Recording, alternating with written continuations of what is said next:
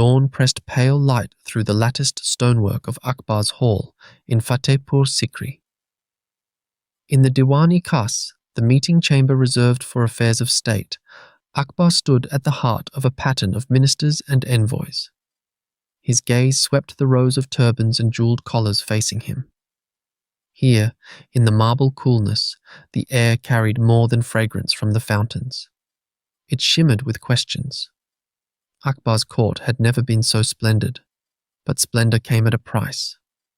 Today, the emperor's voice was careful and even, yet edged with purpose as he spoke. "To nourish the tree of empire, we must water its roots," he said, his words picked up by Mughal Khan, the faithful adviser at his elbow. The meaning was plain enough. Every province must render its tribute, without exception or evasion. Letters had gone out weeks before to the governors and rajas, spelling out the new assessment schedule. The sums now demanded far exceeded expectations in Bengal, in Multan, in Amber itself. Akbar insisted the empire's defense and peace depended on a reliable treasury. The daylight slanted across the emperor's face, a man in the full power of his vision, certain of his place, and yet, if one studied the faces around the pavilion, not quite certain of theirs. Outward deference did not mask the tension. A hush snaked through the court as Akbar finished. Unity, like devotion, asks for a sacrifice. Silence followed, long enough for Akbar to notice how some Rajput envoys avoided his eyes. In the bright corridors after the audience, low-voiced debates flickered like candlelight behind every carved screen. Each man counted the cost in his own tongue, and the full meaning of empire settled over them, not as promise, but as a weight. A week after the Diwan-i-Khas, Akbar's steward placed a letter in his hands, sealed with the sigil of amber. Raja Man Singh's script was clean but terse. Amber, he wrote, had complied loyally these many years, but the new tribute imposed a wound to the bone. In the past cycle, the land revenue officers collected barely 5.5 lakh rupees, a shortfall nearly a quarter of what was projected. The Raja listed droughts, the rising salt tax, the need to repair breached dams. "My father pledged obedience," Man Singh reminded Akbar, but he did not envision ruin through loyalty. A copy of this letter was read to the full court at the next morning's record session. It cited not only Amber's distress, but similar troubles voiced by the rulers of Jodhpur and Bikaner. Man Singh's complaint drew from the meticulous bookkeeping of his diwan. Granaries emptied by repeated requisitions, a list of villages abandoned rather than taxed. A note in the bureaucratic Persian hand of Akbar's chronicler, Abul Fazl, appears in the margin. Verification demanded. Compare with last year's Pargana accounts. Yet the protest was not just administrative. Man Singh's final line was a plea and a warning. If the backbone of your Rajput vassals is broken by tribute, who will defend your narrows, O Shahenshah, when the Deccan grows restive? So the matter entered the imperial record, entered in the red ink margin of the Akbarat, an official grievance and a subtle threat laced in the form of respect. In the marble corridors, Raja Bhagwant Das pressed his signet alongside Man Singh's, amplifying the chorus. The message was plain. Across Rajasthan, the tribute had become more than a burden. It had become a test of loyalty itself. In the hush before midday, Akbar lingered in his private library. The debate of the past days echoed in his mind as he reread Man Singh's complaint. Mughal Khan stood close, waiting for his signal. Akbar spoke quietly, more to himself than his minister. The emperor cannot be the river that runs dry to slake the thirst of others, not even for his friends. He thumbed closed a Persian treatise on kingship. Councillors soon gathered in the council chamber, their shadows crisp on the polished floor. Akbar addressed them with a conviction softened by fatigue. The tribute is not mere coin. It is duty, mutual protection. The realm endures because its roots are bound together. His argument drew on sulh-i-kul, the doctrine of peace with all that shaped his rule. Abul Fazl, ever ready with a scholar's turn, reminded the chamber that fairness was not leniency, and the law must bind prince and peasant alike. Toran Mal of Bikana protested. What good was peace, he asked, if hunger filled the fields and left the borderlands easy prey? Others murmured agreement. Akbar listened, then raised his palm. Justice is a lamp, he said, and cannot burn if starved of oil. He turned the metaphor inside out. Fairness demanded sacrifice. The empire's many faiths and factions, after all, had yielded to his vision only by such shared burdens. Doubt flickered across a few faces, loyalty warring with hardship. In that room, Akbar felt the contradictions of his own philosophy, the need for unity, but also for mercy. The council broke, restless, some convinced, others troubled. The emperor gazed into the garden's light, determined to uphold order, but certain now that the true weight of tribute ran deeper than silver. It was in the hush that followed the council, while dusk pressed against the Jali windows, that Abul Fazl's order for mulberry ink brought a different burden than usual. He was sorting correspondence in the shadowed side room near the Diwan-i-Khas when a folded sheet, sealed in the green wax of bundi, slipped between more routine reports. The script was impatient, angled, the sort scribes adopted when caution failed. It was not addressed to the emperor, but to Rao Surjan Singh, meant for the Rajput's private archives. By error or intent, it had been routed with the official documents. Abul Fazl hesitated only a moment before breaking the wax, not as a spy, but as one forced by duty to unmask unrest. Inside, the envoy's hand did not spare words. We endure, not as partners, but as chattel, it read. In court we offer courtesy, yet in our hearts there festers a bitter tally. Each year we tally the cost. Granaries emptied, kin conscripted, dignity mortgaged for coins that vanish into Agra's vaults. The emperor invokes justice, but justice is not this bargain, where old loyalties are pawned. Abul Fazl stilled, hearing the envoy's voice echo with an honesty only privacy allowed. The language was colder than the outward deference. We would rather face the grasshopper plague than suffer tribute's bite. Better the risk of famine than the certainty of humiliation. For a long moment, the advisor let the words settle.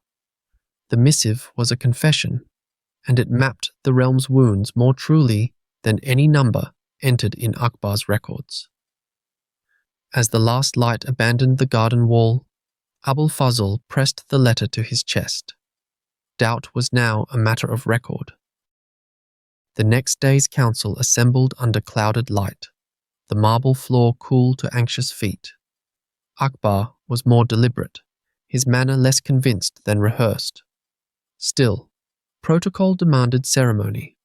The chamberlain called each notable by rank, and careful lines of silk and brocade lined the room's edge. It was Bihari Lal, the governor from Ajmer, who rose without the usual flourish. He spoke in measured Hindavi, not Persian, as if refusing the shield of courtly language. Majesty, the provinces have bled enough. Justice cannot always mean endurance. We seek not defiance, but a new reckoning. Tribute should be scaled, not absolute. Let the burdens rise and fall with fortune. A murmur swept the council, some in alarm, others in relief. It was the first proposal uttered aloud, violating an unspoken line. Akbar did not chide the breach. Instead, he gestured to the record keeper. Let all voices be heard, and let none be shamed for their candour. Abul Fazl, reading his sovereign's nod, formalized the proposal for restructuring. He read, line by line, clauses that would tie tribute not to imperial whim, but to harvests and the caprice of drought and flood.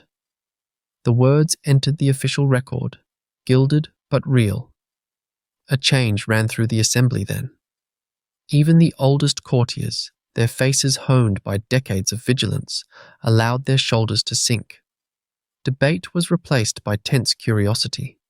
Rigid formality softened into something like dialogue. In this air of bare uncertainty, the promise of change felt as weighty and as fragile as any edict. For the first time, doubt was not only admitted, it was named and addressed.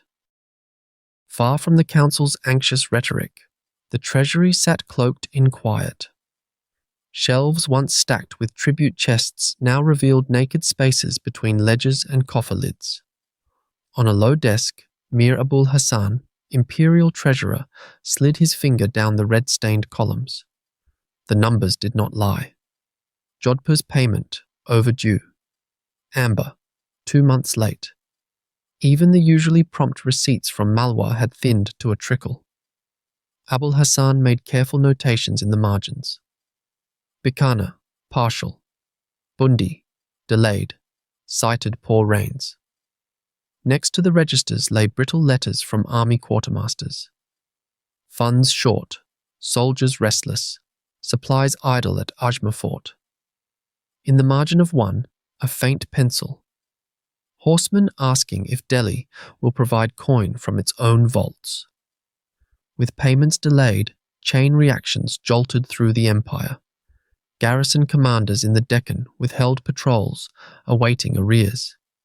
In the bazaars beyond Agra, word spread by rumour, then by record. A grain merchant refused a contract, citing imperial silver as smoke. Even imperial workshops slowed. Mirror makers in Lahore dismissed 2 apprentices, unable to meet payroll. Standing amid these silent failures, Abul Hassan paused at one particular ledger, where blank lines replaced this quarter's usual flow. He closed the register slowly. The silence was not only physical, it was a warning, quiet but absolute, that what gripped the court now threatened the sinew of the realm. Tributes, the oil for Akbar's lamp, were faltering. In their absence, even justice grew thin. Mirza Aziz Koka approached the Diwan-i-Khas as the hush of assembled nobles thickened at his sandals. Today, protocol gave way to petition. He bowed, presenting a folded manuscript on thick linen paper, its seal marked with the red ink of urgent dissent. The petition spoke for many, though only Aziz Koka would dare speak it aloud. Padishah, Aziz began, voice steady despite a tremor in his fingers. The burdens of tribute weigh not only on treasury and purse, but on the conscience of the just ruler. He quoted, as was his habit, from the Quran, then the Mahabharata, playing on Akbar's twin reverence for faith and justice. Is it not written that a king's duty is mercy as much as law? The emperor remained stone-faced, fingers interlaced, his turban's feather trembling in the weak current. The audience chamber bore witness. Raja Bhagwan Das of Amber glanced sideways, silent support glittering in his eye. Aziz pressed on. Last harvest, revenues shrank by half in many districts. Men send sons for service, yet cannot feed them at home. Is justice served by demanding coin that does not exist? The arm of power loses strength if the hand that feeds it is broken. Akbar's mind wandered to his long evenings in the Khwabga, poring over legal treatises and Sufi tracts. Ibn Arabi's note about justice being a trust gnawed at him. He felt the weight not in his rings, but in his chest.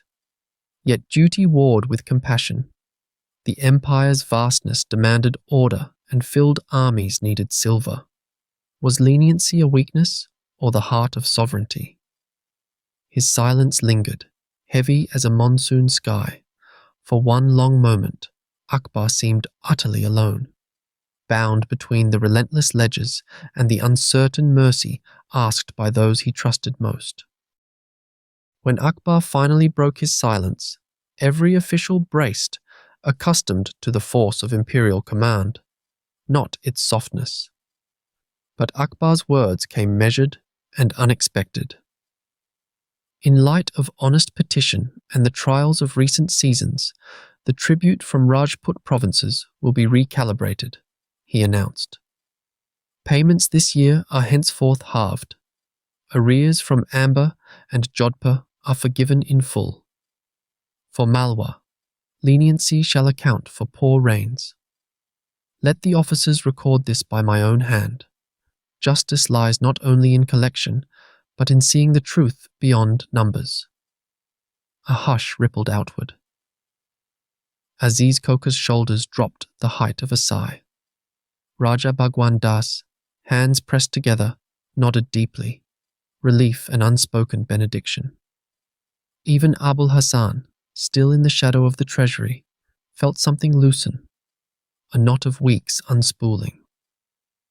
Akbar stepped down from the dais, eyes locking with Aziz, and extended his right hand, a gesture never extended in public councils before. Let memory show, he said, that an emperor who listens is greater than one who simply commands. A scribe noted the terms as spoken. Tributes suspended, not as defeat, but as compassionate governance. To mark the change, Akbar ordered a distribution of grain from Agra's reserves to the afflicted provinces, an act as symbolic as it was practical. Supplies soon rode out under the imperial standard. In the months to come, the air in Durbar Hall changed. Requests no longer dripped with fear. For those watching, Rajput envoys, mirzas, merchants astride their ledgers, the moment became a hinge between dread and restored hope. Relief did not erase wounds, but it assured a future not quite so overshadowed by the crack of imperial authority. 3 days later, a proclamation blazed from the minarets of Agra Fort, spreading from the shadowed bazaars to distant garrisons. By imperial decree, the terms of tribute are revised. Justice takes the form of understanding. Let all provinces heed this. The emperor's strength is not in gold alone, but in the loyalty of hearts won to fairness. Couriers carried copies, their horses leaving prints in the dawn mud outside Jaipur, Bikaner, Bundi, and the quieter lanes of Malwa. In each city, magistrates read the announcement aloud, watched by villagers and officials alike. The first reaction, hushed disbelief, soon melted into cautious gladness. Grain merchants took contracts again, soldiers found wages flowing back into their pockets, and artisans uncapped their looms and forges. Hope stronger than the debts behind them. Akbar, alone in his garden that evening, let his gaze drift past red-blossomed trees to the flicker of lamps beyond the Yamuna. He pondered what it meant to rule not by decree, but by trust and response. Governance, he mused, recalling words once given by his tutor, must be a bridge, not a wall. For the first time in months, the court moved with a new quietude, less brittle and more assured. The treasury would recover. The empire had not grown weaker, but more flexible. The bonds between centre and province, once strained to cracking, softened and held. Abul Hassan, browsing new ledgers, felt the numbers settle into steadier lines. Letters from Rajput rulers now began not with grievance, but gratitude. And in the subdued rhythm of restored trust, there echoed an understanding that mercy, thoughtfully given, returned to the giver in forms that gold could never buy. Spring crept over the palace walls, threading dew on marigolds and painting slow gold along red sandstone. News from across Akbar's dominions found its way to Agra.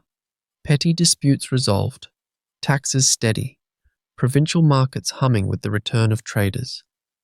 In the Diwan-i-Khas, the private audience hall, where so many disputes had weighed like iron in the air, the mood was different now. The murmur of courtiers was easier. Laughter returned to the steps of clerks who no longer feared missing coins nor missing tempers. Akbar listened more often than he spoke, letting dialogue shape his mornings as surely as the river bent around Fatehpur Sikri's banks. One afternoon, Abul Fazl approached the emperor with a freshly copied page. It was not another complaint or plea, but a poem sent from a distant Rajput prince. The lines, written in Persian, praised justice that had roots not in fear but in fairness. Akbar read it aloud, and for a moment, that quiet court listened not as monarchs and ministers, but as men and women joined by the hope of peace. This moment was not lost on those present. The chronicler Nizamuddin, always precise in his nightly accounts, would later write that a single gesture, wisely timed, preserved what 10,000 threats could not. Years ahead, when recounting the reign of Jalal-ud-Din Muhammad Akbar, scribes would return to this change. They would say he built more than forts and taxes, that he wove a living fabric, one strong enough to bend without breaking. And on that dusky terrace where the emperor watched the light fade beyond the Jamuna, there was no triumph carved in stone, only the softer, surer legacy of understanding. A peace earned, not imposed, and a bridge standing where once there had been only walls.